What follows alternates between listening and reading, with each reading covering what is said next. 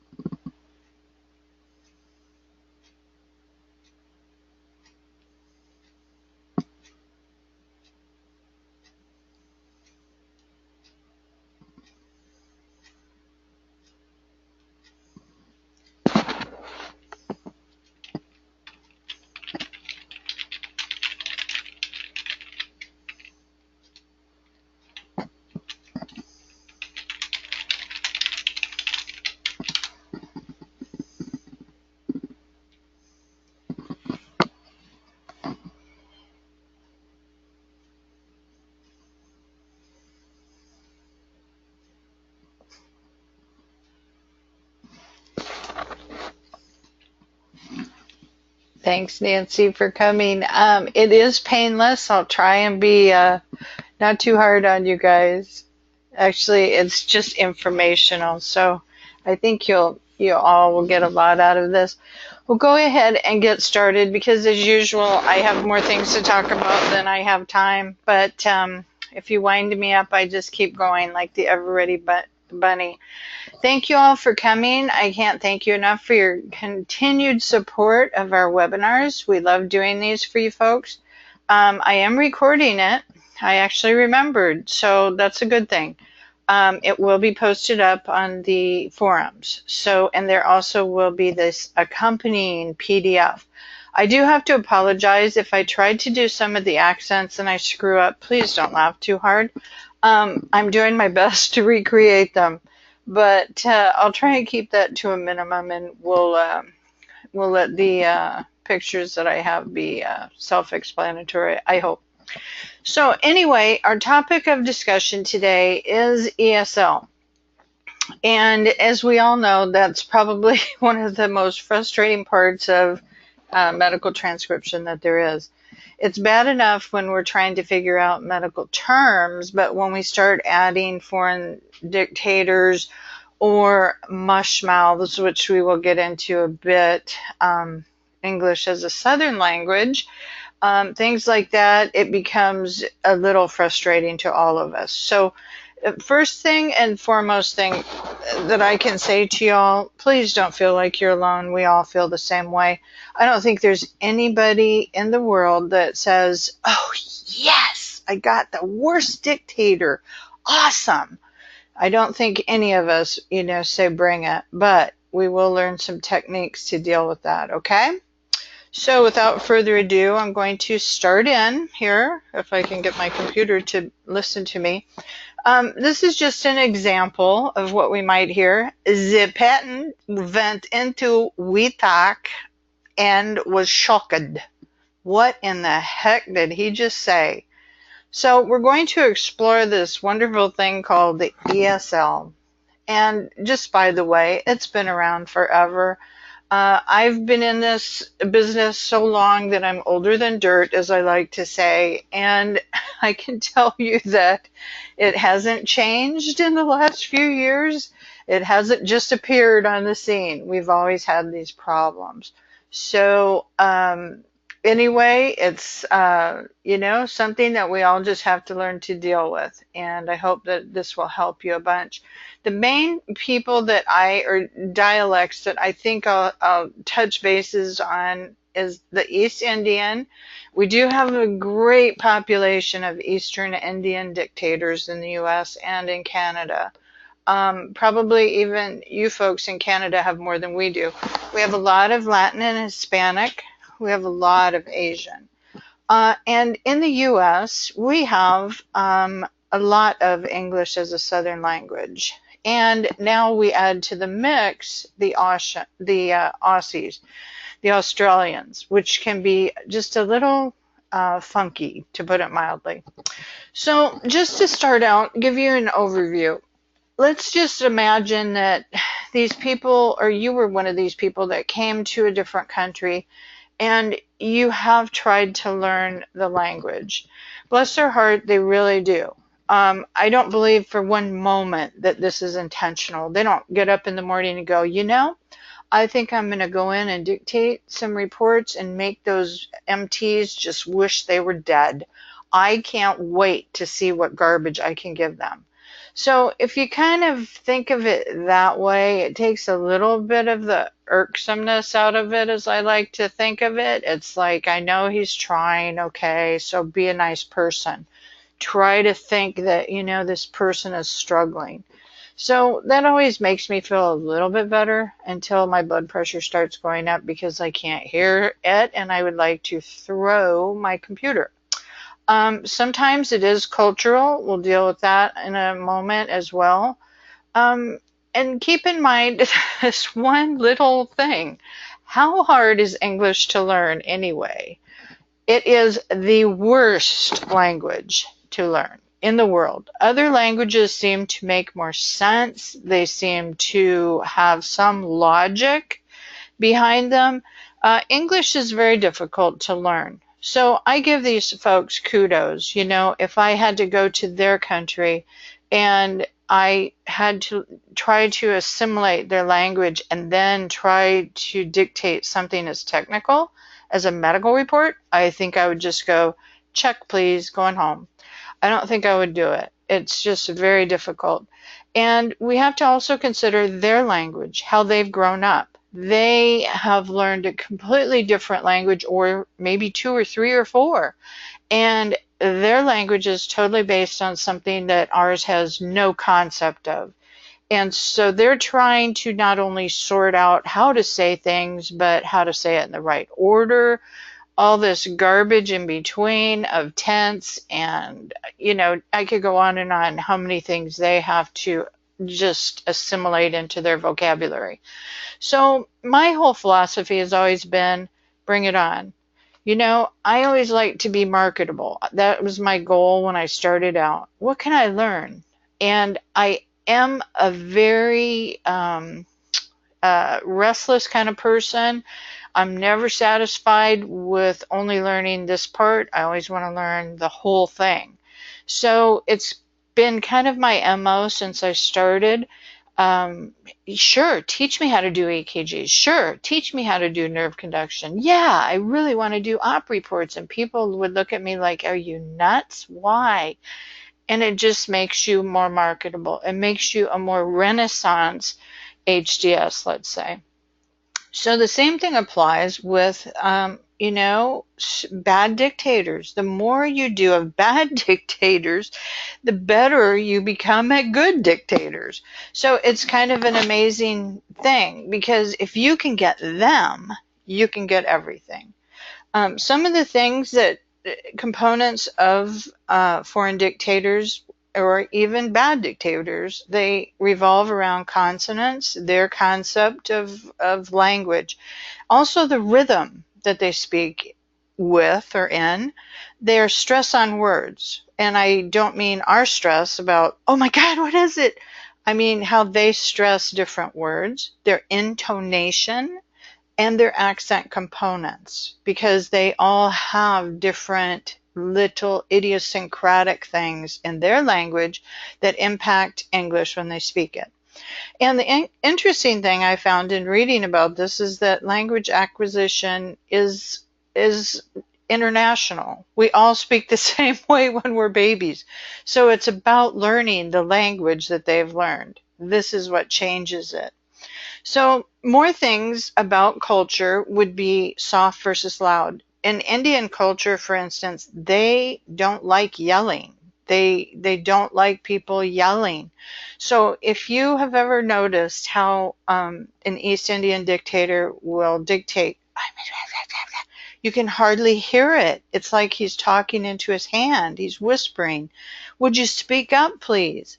They just don't do it. Asians, in some respects, they are very quiet and reserved as well, I've found. They don't barrel out there, hi, this is Dr. Smith, and I'm going to dictate, blah, blah, blah. They just are very soft-spoken, let's say. Some word endings don't make sense when these folks learn English. They might add extra syllables, like I gave the example of a ed. They see that and they think they have to say it wired. So they might add that extra little thing for you that you have no clue what is he saying. And they also have specific and unique sounds because they are humans, and they also have their own language that they're basing this on. So in the cultural aspect of it, they may need to speak quietly or feel that they need to. They can also be extremely embarrassed. They don't like dictating and feeling inadequate. That happens a lot. And so what happens to us if we are, doing a presentation, or we have to stand up and say something at church? We get embarrassed, or we get nervous, and we start talking faster and faster and faster, or we forget to take a breath, or we just have a panic attack. That happens with them as well, believe it or not, especially ones that are starting out. And it also has to do with their personality. Some people are just more reserved. I hate doing public speaking. You would not believe it. I can do this because I'm not standing in front of people. They can't see me and judge me, say she's wearing all the wrong clothes. Her hair is, can y'all hear me? Somebody said no voice. Did I accidentally turn myself off? It looks like I'm on. Okay.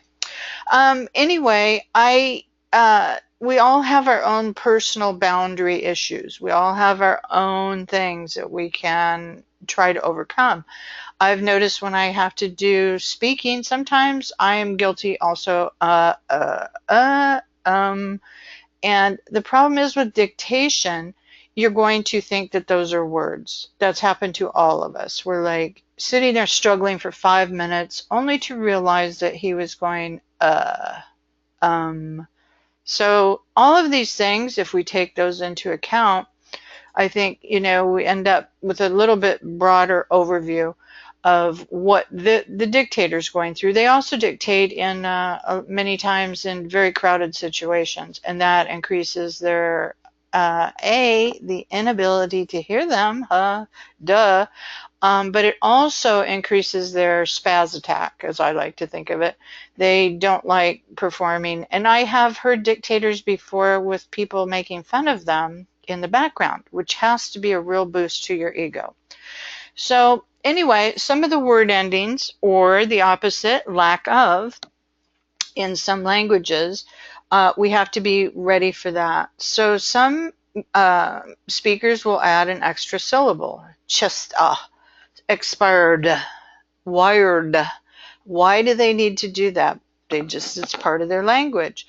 Or they're open-ended. They leave it off. For instance, Asian. It would be like, he would say something like, we were hoping to find, instead of we were hoping to find an abnormal lab value.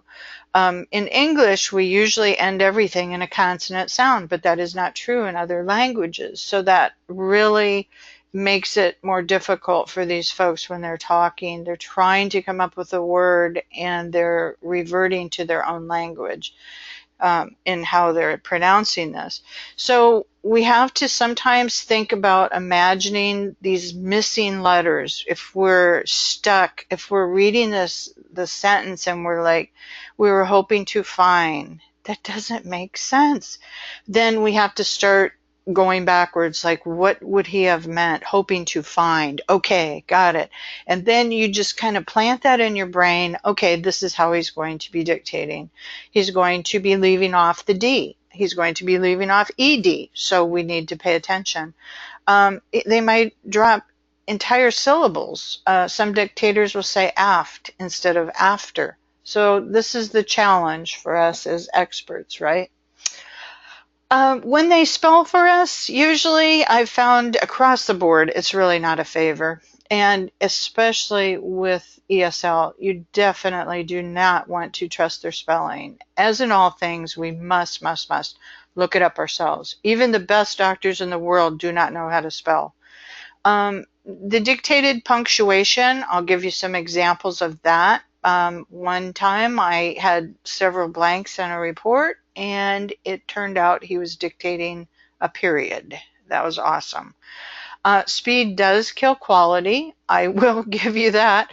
The more nervous they get, the more hurried they become. It does really degrade the dictation for us. But always keep in mind, judge not lest ye be judged, as they say, because if we were in their shoes, would it be that easy for us? Some dictators will start reordering sentences because it's that way if they interpret our language into their language. So you're going to have somebody say the patient tolerated well the procedure. Usually a Hispanic might dictate it that way, Hispanic dictator, and you are responsible to fix that. Some might ask you to leave it. It would be extremely rare, I think, that we would leave tolerated well the procedure. I think we would go ahead and fix that because it looks ridiculous. We don't want to take away their total style. Of course, we always want to preserve the dictator's integrity. But something like that, I consider that grammatically incorrect and I would fix it.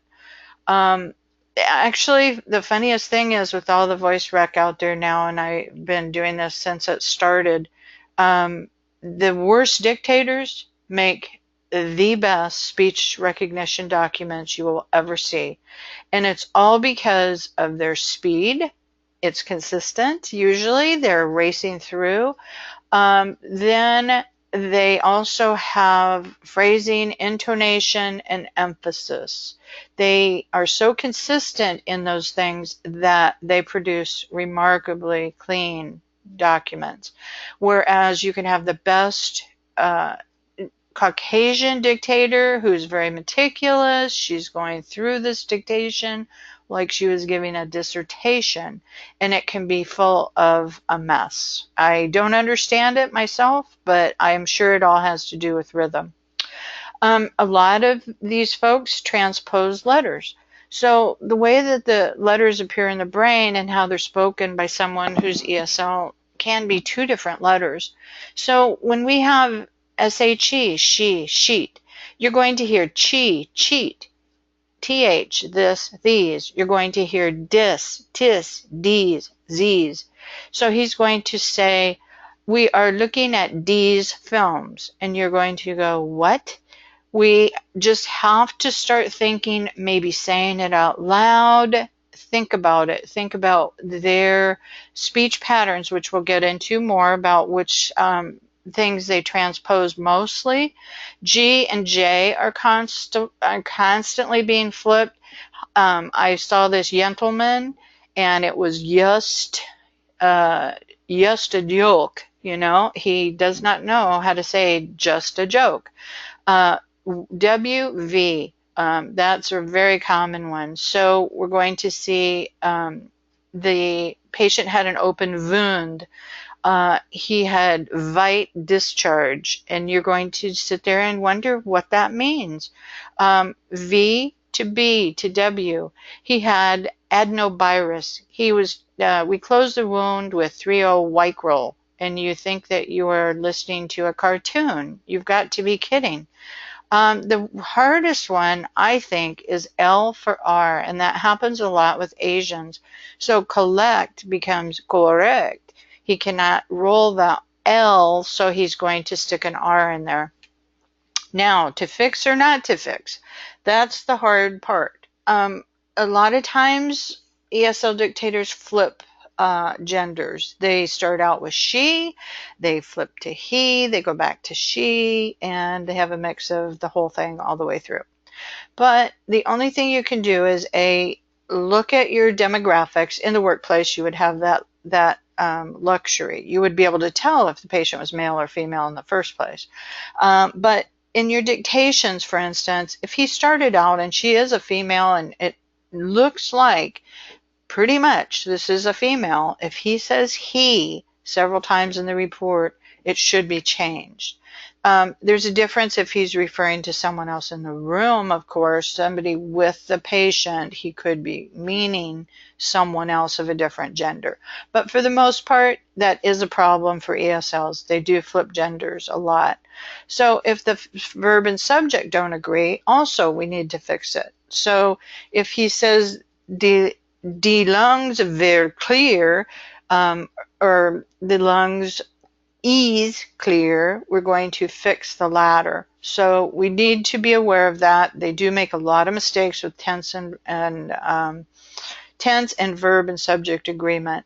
So again, if it's clearly an error, then we must fix that. I saw Karen's comment about if we're preserving by doing verbatim. I would think that no one would mark you wrong for saying tolerated well the procedure, fixing not to tolerate the procedure well. It doesn't make sense the other way.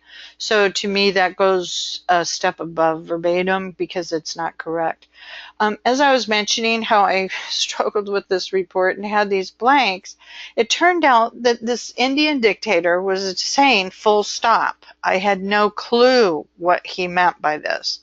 And it didn't even sound like full stop. It sounded like flow stop. And so I put in the blanks, and I got it back, and I was just horrified. It meant nothing but a period. So they will dictate punctuation. You'll think that that's a word, open brackets. They don't say parentheses very well. So they may say open bracket on one side, left bracket, right bracket. They hardly ever say comma, right? So you'll hear coma and think that, the patient's in a coma. But you just have to use your best judgment there. The lab data, he's rattling off the lab data and he says sodium 136 coma. You know that it can't possibly be a coma in the middle of laboratory data, so you're going to figure that out.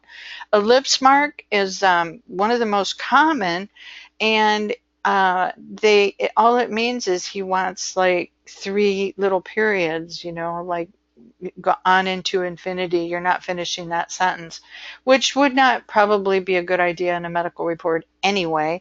A big one that they use is slash. They don't understand virgule. They don't understand backward, slash, things like that, but they will say slash. And the thing is, we think that they're saying dash or flash or something else. We always tend to be struggling to get that word. Period. I see that all the time. Even, quote, Caucasian dictators will dictate period, and I see the word period written out in a lot of reports. So it is just a matter of thinking it through, saying it out loud. Does not belong as part of the test. Usually, all these things, we need to obviously edit them out. But the problem is when we start thinking about it, is that part of that word? What is he saying? So again, just the more experience you have with these folks, the better you become. The more you get to the point where you think, I'm just hearing that extra syllable. I don't need that.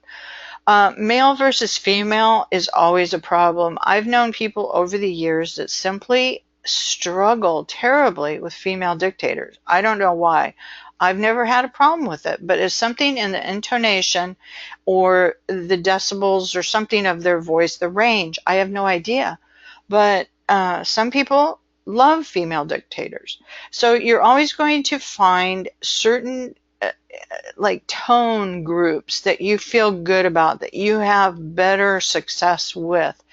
Do you know that I think on the planet, the worst dictator to hear is going to be a female East Indian dictator, simply because they dictate 100 miles an hour. I don't know who they think is chasing them. I don't know if they have a shortage of oxygen they're allowed to use. I don't know. But to me, they sound like they're on helium. I have never heard anybody dictate that fast in my life and that inarticulately. It's a very funny thing. So when you do see an Asian, or I mean an East Indian female, just, have a care. You're going to have a lot of lines by the time you get done with that 2-minute report, probably. And just take it for what you can get. And hopefully you'll have samples. But, and I don't mean that in a derogatory way at all. They just seem to be very, very difficult. So now we'll look at the country of origin and some of the things that they dictate consistently. For Asians, they tend to flip things around a bit. So, and they're like thyroid, they're going to always leave out the H probably. So you're going to end up with words like thyroid. Very becomes wary. Value becomes value. Blood is very hard. The BL is very hard for them to say. So you're always going to hear things like blood pressure, estimated blood loss, because they can't roll that L around. They also have a hard time with the BR. So you're going to hear breathe. I told her to breathe deeply, and you're going to think, oh my God, tell her to bleed deeply?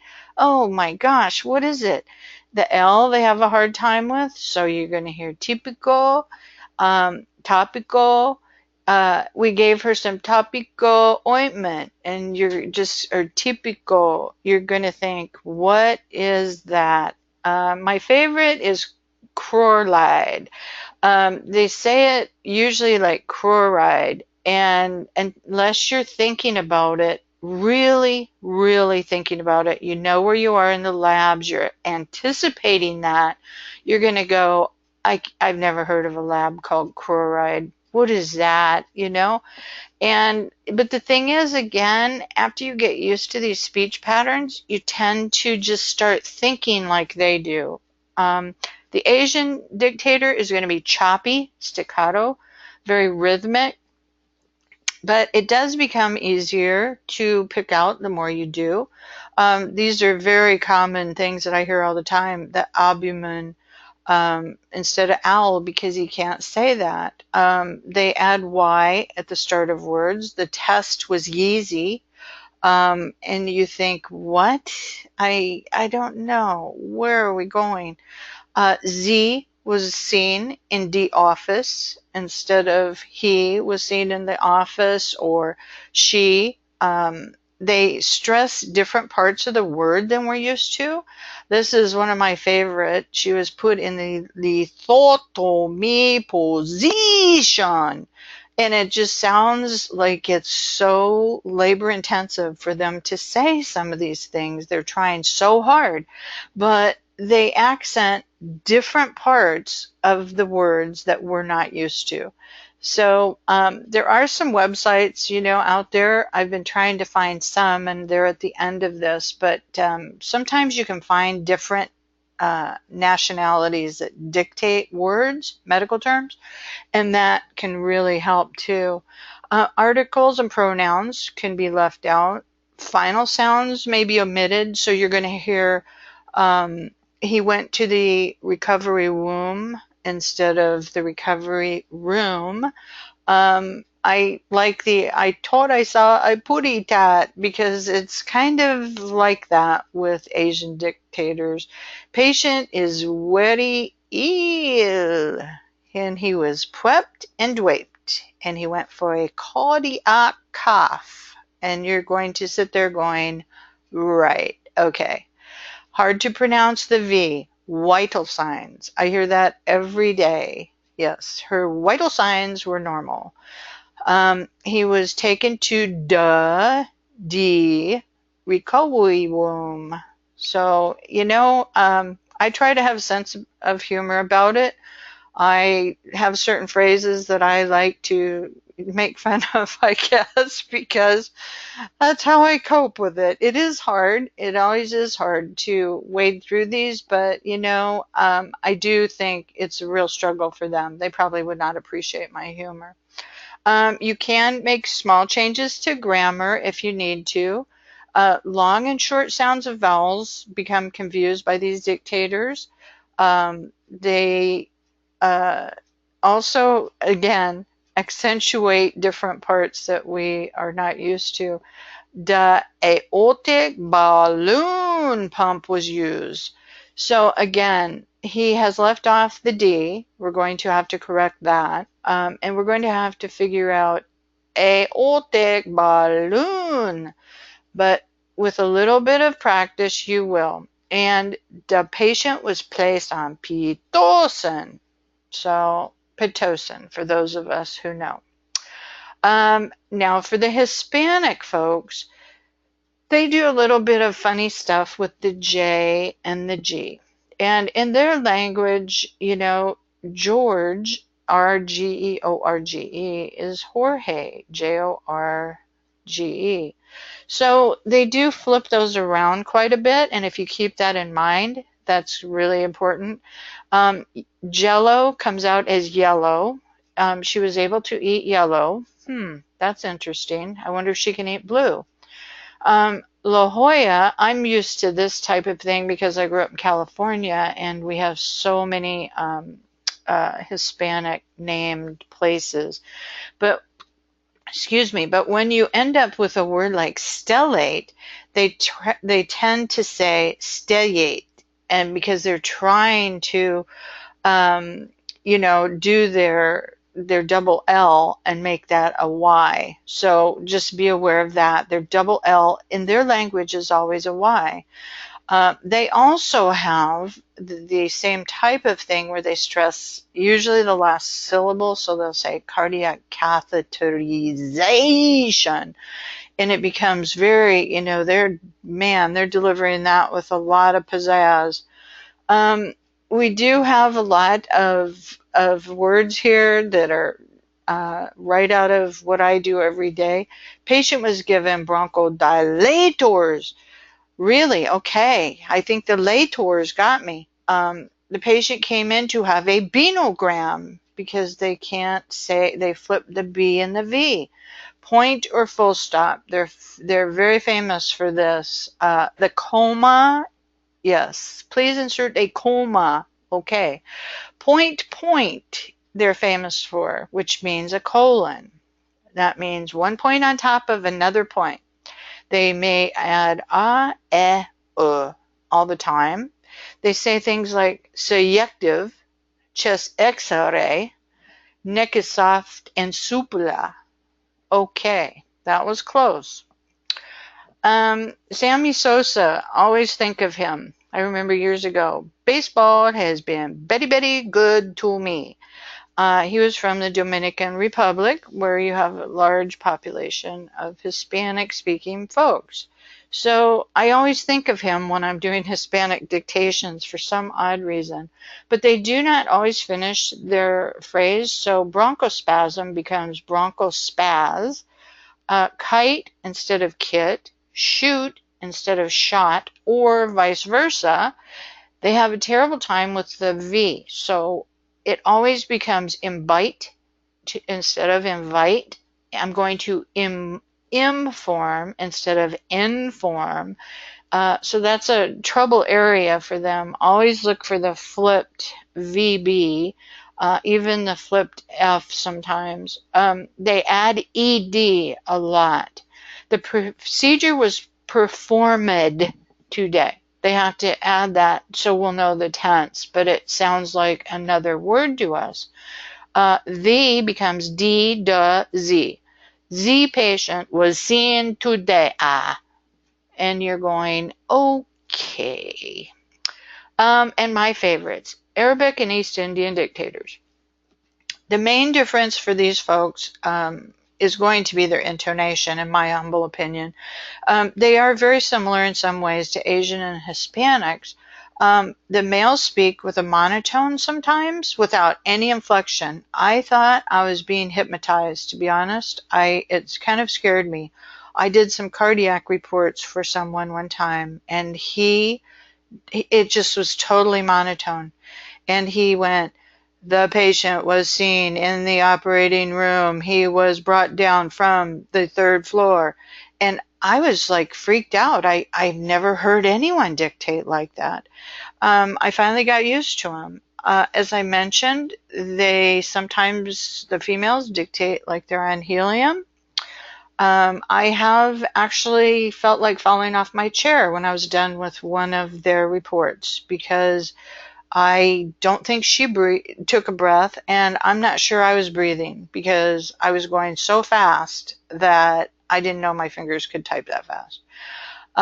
They also can have a sing-song style, which is another strange thing.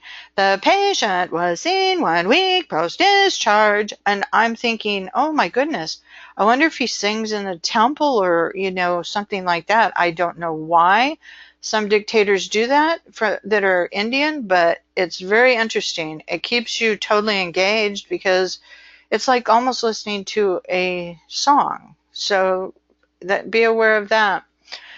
Slow down the speed if you get some of these hard folks that dictate East Indian 100 miles an hour. Try to get samples. You will have those in the workplace, so that'll help. They may roll an R on into infinity, and also Hispanics will do this too. Recovery.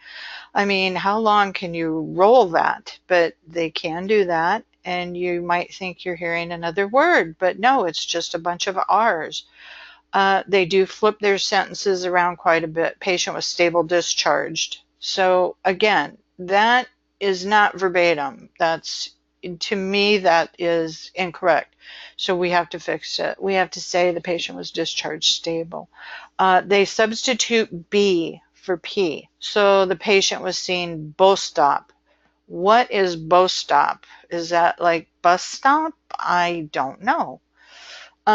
They are extremely famous for inserting punctuation, dictated punctuation. Full stop and stop, means periods, end of sentence. And if you hear those words, just put it into your brain. I do not need to transcribe that. That was the most embarrassing thing I've ever done. Some of the quietest and most low-speaking challenges of MT work come from East Indians, in my humble opinion. Now we're going to giddy up and take a journey to Texas. I do Southern dictators all day long sometimes. She fell on the cement and had to be taken to the emergency room. I do not know what they're saying sometimes. They have some very funny things. The I is something you see with. The R is 60 minutes.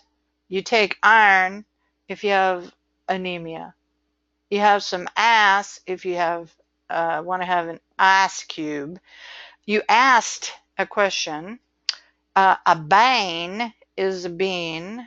A bar is you're going to borrow the car. Or it can be a grizzly bar.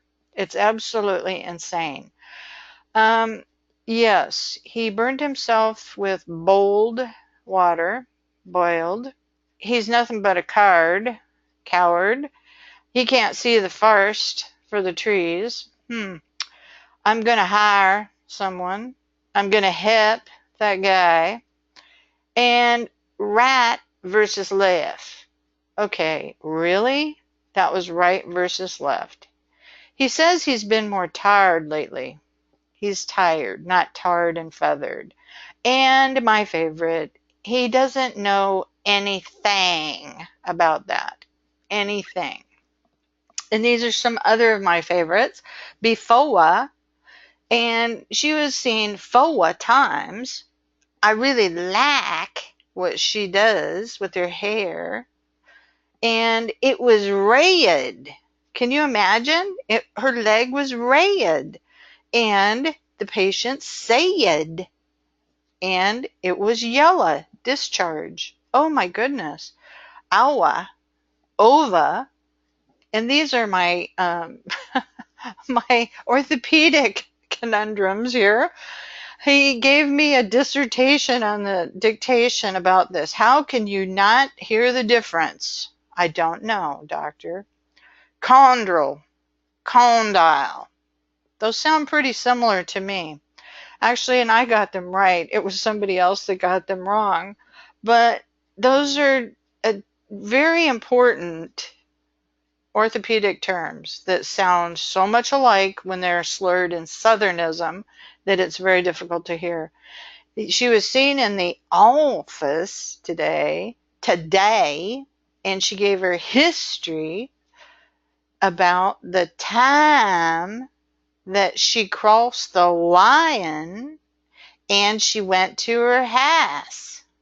So there you go. If you got that, good for you. I hear every day, instead of degenerative, generative, degenerative, degenerative. And he's going to be seen tomorrow. Tomorrow. What in the heck? So, but it does get better. I started out with quite a few blanks with these folks, just little phrases and things, but now I'm very good at picking out what they're saying or trying not to say. The Australian lingo is just different. It's English, but it's a kind of a goofy English in some ways. They have a lot of words that we just don't use in our language. Some of it's very cute. Some of it is, makes me laugh. Shrimp on the bobby. I was working on the farm. To dice rice die, Okay, whatever you just said. Okay, I'm glad. And good day, might. We all know that one. We do have some companies that, give you folks internships or practicums, I should say. So it is important to know some of these things. They do use a little, I have a half brother who lives there. They use some funny words. And he's always joking with me about these things. He writes things so I won't know what he meant. Like bloke. And yes, it is kind of similar to the English, England English. But some of it is uniquely Australian, like good day might, things like that. You're going to hear an Australian. They seem like they like to hit the intonation on their middle syllables a lot of times. That's what I kind of have interpreted. They don't pronounce the R in the middle or the end of words, so that's why you get the bobby. And the Australian makes it sound like my eight, instead of mate. Good day is kind of just, their own lingo. They change up quite a bit there.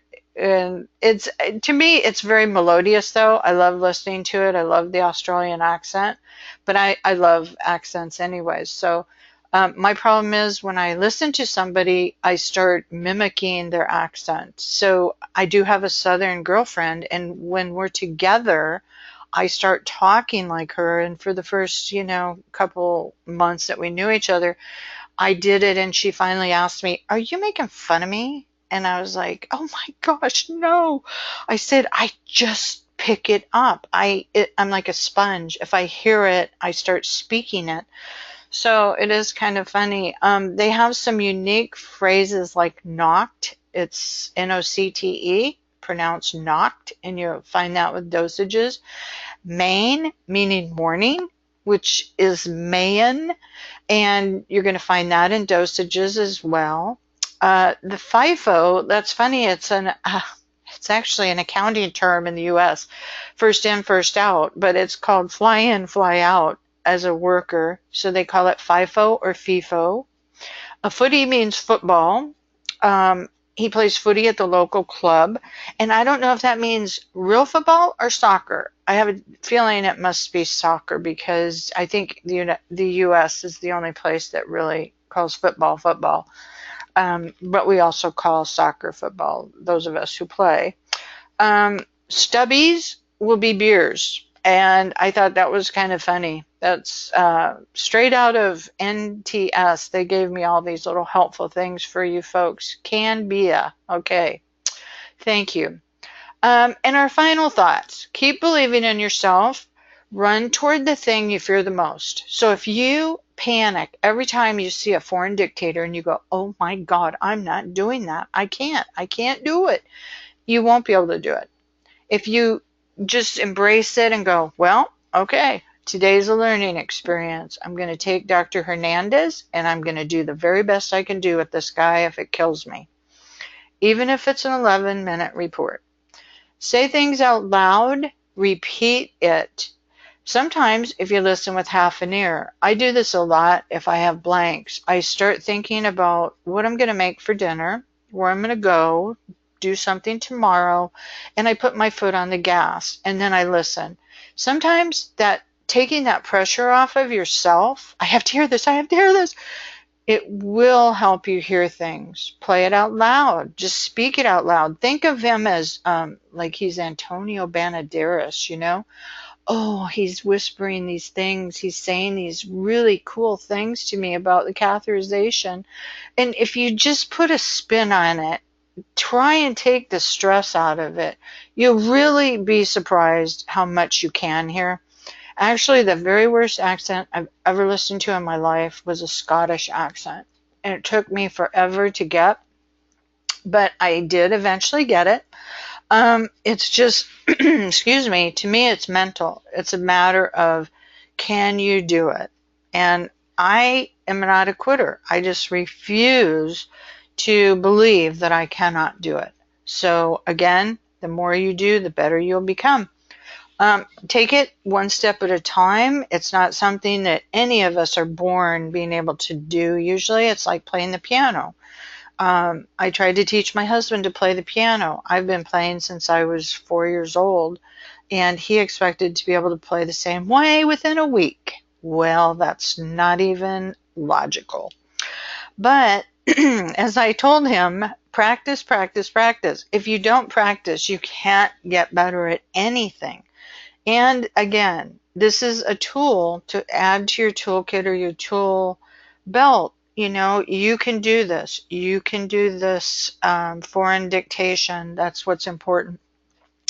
And I do want to let y'all give me some questions. So these are my resources at the end as well. I have written a couple articles on hub pages about dictation, about MT work in general, but this one is on ESL dictation. I love medical transcription for dummies. Ellen Drake wrote profound articles on all of this. And again, you can go to these websites and listen to pronunciations. Sometimes they'll have different nationalities doing those terms. So without further ado, let me see what you all have sent me to answer, and I hope I can answer it.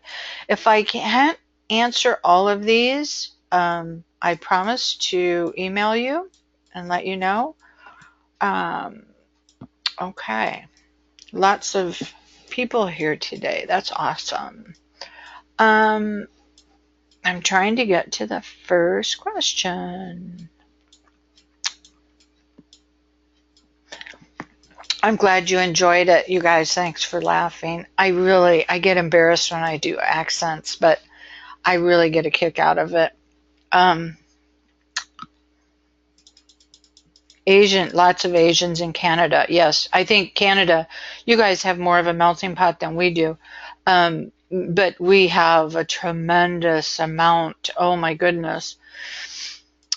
Yes, Helen, you're right. Sometimes they pronounce things how they would hear it in their own language. That's the problem. They can't step outside and be one of us just automatically. It's very difficult. And we even have differences, I think between Canadian and American, we have different pronunciations and things, but at least pretty much we understand each other. Um, and Karen, I think I answered your question about verbatim. Yes, and for the most part, Sandra too.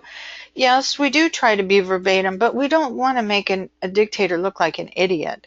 So, he was, stable discharged. That looks like, was he in a horse stable? Or, I think we want to clean that up because, and if in doubt, you can, you can go ahead and flag it and find out for the next time. So you just need to have use your best judgment, always common sense. And if you have a question, then ask. Um, Silvana, you're going to be hoping for ESL dictators. That's cute. Uh, oh my goodness. Sandra has learned to speak German. That's awesome. See? And I think too, I studied Spanish for 4 years in high school. I also studied a wee bit of French. And I also am a pianist. So I think, and I took English, I was in honors English. So I think that all those things combine, they help you. I read a lot of books, and their history may be related, different, countries, things like that. So I think all of that comes together for us. We're the sum total of our entire background.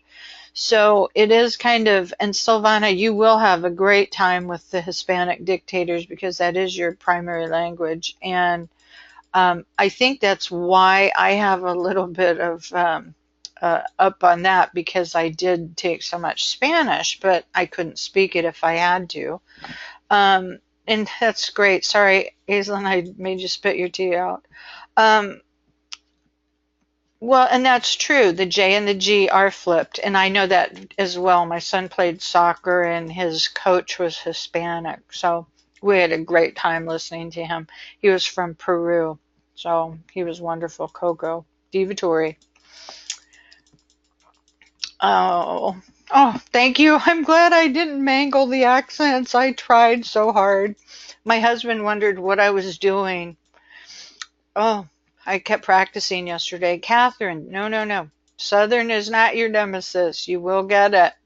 It is sometimes though, Marcia. You guys are right. Southern is worse because it's almost there. And it's just, if you start just listening to um, or looking up pronunciations of the Southern dialect, it will help you. Just even going over those words that I showed you, you start to get a sense of what they're mispronouncing, except they aren't mispronouncing them. That's good for them. They all understand each other. And I'm sitting there going, what did he just say? Or my girlfriend, when she talks sometimes, I was thinking, did she say that? I don't think that's what she meant. So, you will have samples as well in the workplace, and I think you'll be okay. Victoria, I'm not sure. I do think that Australians follow British English, but don't quote me on that, please. I don't think they follow anything, to be honest. They have their own style. Just my daughter spent a year there trying to go to school, and she said that it was just really different, their language and stuff. So, but I think, I love listening to it. I just love accents. I guess that's just what makes it easier for me. Because I think about it and I think, oh, that's so interesting the way they say these things. And I wonder what it sounds like in their language. And I also listen to a lot of Latin music. I don't have a clue what they're saying sometimes, but I just love the sound of it. And I can make up my own lyrics and I don't have to learn them, so that works. Works for me. Um, Oh, get me a stubby from the Esky. Yes, exactly. They have their own lingo. I'd be lost. I'd probably need somebody to write these things down for me or have a book if I went to Australia. Can I go back 2 slides, please? Oh, okay. Let me look here. Uh, one, two, that one, Victoria. This will be on the website under forums too, so you can download the PDF. So I hope you guys liked it, and I hope that the most important thing here is not if you were entertained, but if it helped. So that's the thing. I want you to be sure that you understand what to look for with these foreign dictators. That should give you some idea. It's not going to cover everything that they do because every dictator is different.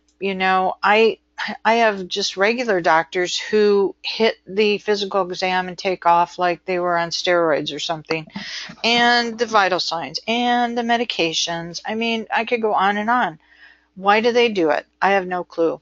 You would think that after all these years they would figure it out, or they would get a clue that we cannot get it all if they do that. But they just are in a rush. I think that's the biggest problem today. Everybody is in a rush. So that's our main problem globally. Everybody has too much on their plate, and everybody's trying to do too much too fast, and it does degrade the quality sometimes. You folks that are asking me to email you this stuff, can you just go on the forum and just download the PDF, because it will all be there. All of this is on the PDF, and all you have to do is click on these hyperlinks and you'll find them. And if you can't find it, go ahead and email me and I'll shoot it back to you. All right. And my email is akirchner@canscribe.com. Oh, cool. South African. I love that dialect as well. I love their accent. I went to a wedding though one time with someone from Africa, and he gave the entire speech or whatever for the wedding. And I didn't understand anything except love somebody. That was all I got out of it. His his accent was so thick, and I thought it was me. And my daughter was there, my husband was there, and we kept asking when we left, "Did you understand anything he said?"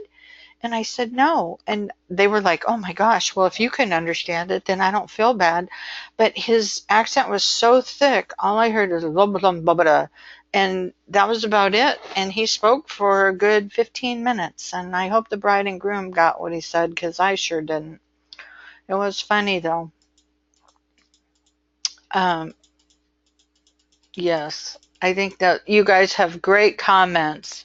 The Pakistani accent, Helen, is going to be the same as the Arabic or the East Indian. It's very similar. They say a lot of things the same way. We have a tremendous population in the U.S. of Indian dictators. Almost all the I can't even believe. If you look in a doctor's list, it's so confusing. Like today, I was doing cardiology in the Washington University School of Medicine in Missouri. Okay. Under Patel, there must have been 25 doctors. Now, how I was supposed to figure out which Dr. Patel it was is beyond me. So, and just all kinds of names that are about 5 feet long. I just can't believe it. It's crazy. So we have a tremendous Asian population as well. Probably Canada does, I imagine, as well. But East Indian, boy, we've got them everywhere. And they do a good job. It's just really hard to understand them. I actually have taken my children when I was younger to an East Indian doctor, and it took me probably a month to figure out what he was talking about. just from going back, because I had to keep going back, and I had to just keep saying, could you please say that again? And I was very embarrassed, but it probably helped my transcription. I don't know, but he was very difficult to understand. But like I say, in the work world, you do have the luxury of, you end up getting samples, you can get in a database, and you can look at what they're trying to say and hopefully get a better idea of it. I also noticed that I do Dr. Jain, Jain, Mohammed Jain or something, and he has standard things that he just puts in, and he doesn't even finish the sentence. And if you didn't know, you would just put thank. So that's all he says, the thing. And that means thank you, blah, blah, blah, blah, blah, a huge paragraph that he wants added to his reports. But that's kind of all, blah, that's it. And you're supposed to know all this. So it's like, it's just a learning experience, and it's very, time. The more time you put in, the better you become at it, and the more you learn. And now I just have certain phrases and things that I put in when I do him. I know what he's going to say when the patient comes in. I know what physical exam he's going to do, even though he slurs over it and I can't hear hardly, every other word if I'm lucky. And then I know his ending. So I have it down, and some people are saying, doing this account, they don't want to do it. They hate him. And I'm like, he's predictable. And the thing is, he's creating, because of his rhythm and because of the consistency of what he does, he's creating now the voice rec files, and they're going to be perfect. Excuse me, eventually, just about, and I will have very little editing to do. So that's the goal. That's, what we want. I don't know why some of these accented people have more luck at this than Caucasians or other dialects, but they seem to be doing a tremendous job of creating these voice recognition files. So stay tuned. I'm like, hey, I don't want to turn down a good dictator, Uh, how do we ask them, what did you say? Well, all you do is you send it to QA, Helen, and you get it back, and then you make a note of what they said. I usually print off what they have corrected. If I missed something, I couldn't find it in samples or whatever, and then I know for, the next time. I also put in all these crazy dictators that I have. I put in my word expander all of their little idiosyncratic phrases, because I know I'm not going to remember them all, and plus it takes me time to type them and worry about hearing them. So if I know that they're continually saying these same things over and over, the second time I hear it, it's in there, because I don't want to have to deal with it again. I just want to be able to print it out and make any changes I need to. So with that, I am going to leave you to the rest of your day. Thank you for coming and putting up with my comedy routine. I do hope you learned something from it, though. But anybody who needs anything, email me at akirchner@canscribe.com. And the last name is Kirchner, no S. So have a wonderful week, and thanks again for your support. I wish you all the best. All right. Bye for now, folks.